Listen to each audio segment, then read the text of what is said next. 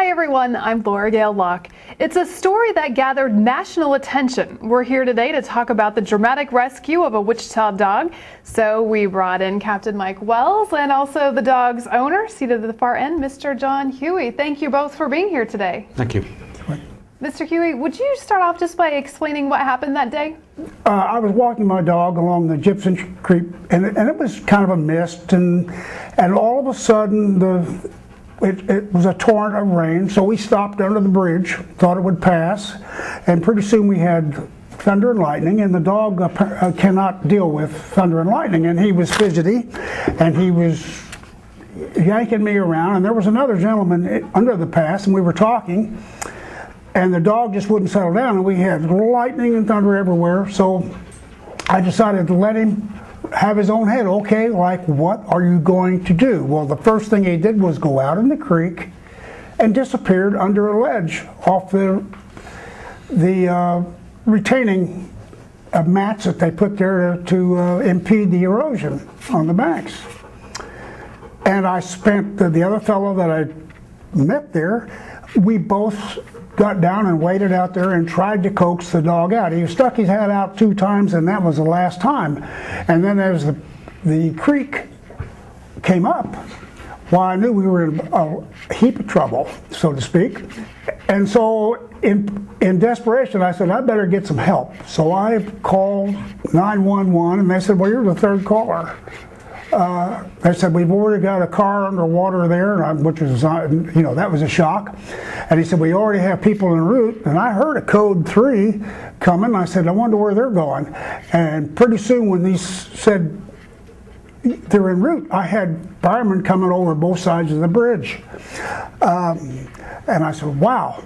And then I explained my dilemma to the firemen that just arrived. And pretty soon it got a little crowded because we had many, many units. And of course, and then about that time, Gary and his wife Vicki showed up. And Gary and I started discussing the equipment we needed, and everything we mentioned, it appeared. I mentioned, boy, if we had a mechanized, because I was starting to use my brain, I said, well, if we had a mechanized masonry blade, and about that time, one came over the bridge, they fired up, and started probing with that. And the next thing I know, we have a guy come out with a wetsuit because he's going to get under there and probe. And then I remember telling Gary, I says, if they have some pneumatics, and Gary says, well, that's what's coming over the bridge now. Air hoses came over the bridge, and they drove that rotary old chainsaw type masonry saw pneumatically. And I said, I can't believe the equipment that they came up here. I say they can attack any situation because we had a full spectrum of problems here, and they did their job, and they just kept producing the necessary equipment to get the job done. Pretty soon an underwater camera appeared. It wasn't very long. I don't know where. Maybe they just got it out of the cab. I have no idea, but it was a full array and a full approach to get my dog out. And so I was I was helpless because I could make no other contribution, and that's that story.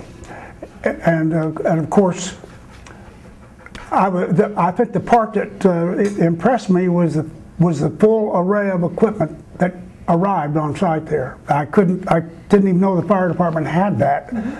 And particularly, you never think about scuba divers being part of the fire department.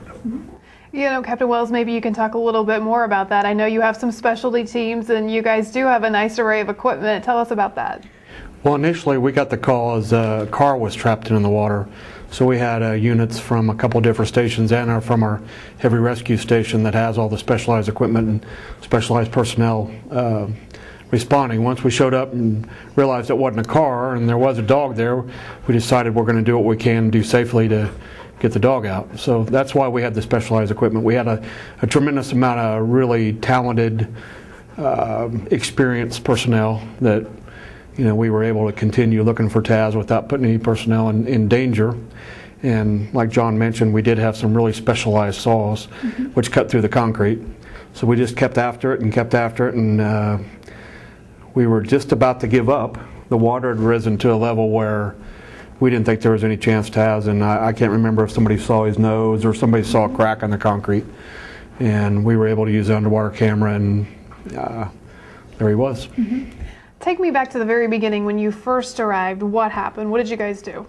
Well, when we first arrived, we talked to Mr. Huey and found out there wasn't a car, but it was his dog, Taz. Mm-hmm. And kind of switched gears a little bit, realized we didn't have to have all the people there, but I kept Station 4, the specialized station, coming because we knew we had a dog, and we thought maybe able to use their expertise and their equipment. And they got there, and we just kind of conferred with a couple of captains that had a lot of experience, and we were able to put a diver in the water. The water was probably just a couple of feet deep. Uh-huh.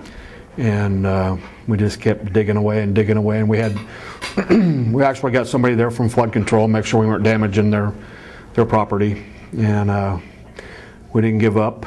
And finally the camera was able to spot Taz and his nose or his eyes or whatever it was, and his nose poked up in the retaining wall. But yeah, initially we thought we had a car in. I'm not sure how that occurred, but in a way it was a good thing. We had more equipment coming than what we actually needed, but I would have called for the heavy rescue station anyway, even if they wouldn't have came. Well, and people, you know, have been impressed by that you would go to all this trouble for a dog. Right. I think, you know, it was a lot of people's heads being put together, a lot of experienced people, and, you know, I was in constant communication with Deputy Chief Snow, just making sure we were doing what she was comfortable with, and as long as nobody was in danger, and, you know, we're all dog lovers too. Mm-hmm. And we wanted to do everything we could to get Taz out there, and I think we did, and it really turned out good. Mm-hmm. Tell me again how long you guys were out there. I think it was between 2 and 3 hours, about 2.5 hours, I mm-hmm. think. So, and the weather was raining and lightning, and we were underneath the bridge, so we were okay. Uh-huh. And so what exactly did you do then to get the dog out? What we used, well, initially we were using hand tools to dig through the concrete retaining wall. Mm-hmm. Guys were just kind of muscling through the wall, and then finally we got some specialized tools. We were able to use a circular saw or a K12 with a concrete cutting blade, and then we actually got chainsaws that's what they're made for. We were able to cut through the concrete with those, and we just cut little holes where we could look and see if he was in there. And finally we had kind of gave up because the water was continuously raising while we were there, and somebody happened to see a crack in the concrete and decided that's a place he could be. Mm-hmm. So, but yeah, we used about every hand tool we have, and some specialized tools also. Mm-hmm. So what was that moment like when Taz finally came out? Well, he didn't just come out, but I want to reiterate something that Captain Wells said. He was informing me, if you will, the Dear John, about my dog at the time. We had reached an apex of the afternoon, and he says, "I'm very sorry, but we can't find your dog." And he was chagrined about it, and so was I, and I was crestfallen. And about that time, Gary came up and said, "There's dust blowing up through this hole," and I went over there, and there's the nares of this little black nose sticking up there, and I put my hand down there so he could identify me. Mm-hmm. And I was elated, and so was the captain here. He was elated, but they'd already moved a lot of the equipment out. And then they personified the thing by actually getting a camera image of him, I believe. Mm-hmm. And then, of course, they made a bigger access. And there was a little trouble because of the trauma in the dog to get him to come out. Mm-hmm. Because he doesn't hold his breath and go underwater, for one thing. So one of the things, they relented and said, "Okay, Mr. Hugh, you can get down there to work with your dog." Because there was a little problem, you couldn't haul him out, he's too big, and there was a conversation about ropes around legs and his girth, and I said, "No, let me see what I can do about coaxing him out," because he's a very, as you can see, a large dog. He's wrapped around my leg. And we can inflict a lot of injury to the dog trying to haul him out that way, as well as someone else could get injured trying to haul him out that way. So what I did, I went down and tried to calm him, and we did this 1, 2, 3, and I took one leg and put it on top of the water, and I coaxed him to jump out on the leg. He wasn't going to go out in the water. Well, as it turned out, I couldn't support his weight with my leg, and he submerged, my leg submerged, but the mission was accomplished. He was out of the hole. I calmed him and told him he was a good dog. He responds to that. Mm-hmm. And we did a 1, 2, 3, and away he went, landed on my leg, and of course it immediately submerged, and he kind of crawled his way up the bank, and all the personnel took care of my dog, and next thing I know, Gary is walking him somewhere, and Captain Wells is getting smooched. By you? No, not by me. By Taz, my buddy. Yeah, yeah. But anyway, that's the quick and short of it right there. And of course, I was just ecstatic about the success of it, and I still am. How long have you had Taz? And tell me a little bit about what type of dog he is. Well, he was he belonged to my grandson, and I really didn't shine to the way he took care of him. So I mean, you know, he didn't. So I kind of said, I'll keep the dog, and we've been attached, bonded at the hip ever since, and you know. For many years, or? Well, 3 years. 3 years. And what type of dog is it? He's a part pit, part lab, and there may be a few other breeds mixed in there. I don't have any idea. I know he was never a disciplined dog. It's been a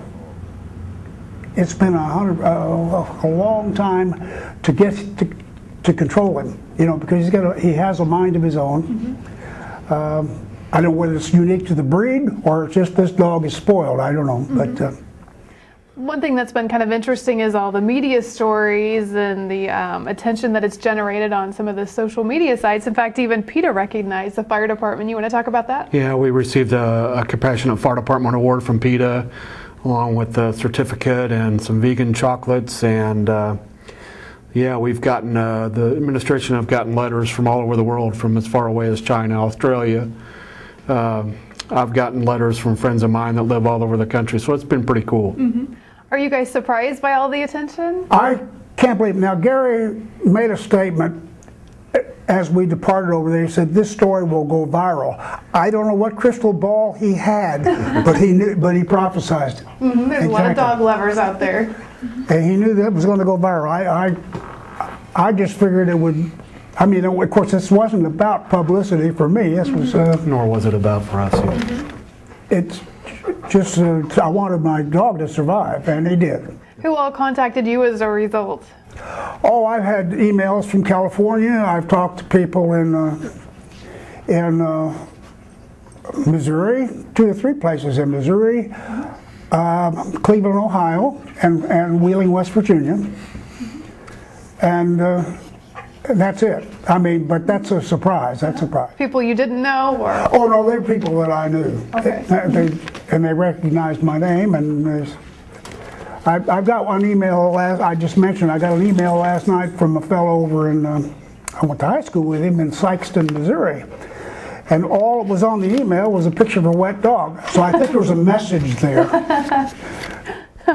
Speaking of the dog, I can feel him underneath Oh, the I'm desk. sorry. All right, he's been wrapping his leg. No, it's fine. No, he's a pretty dog.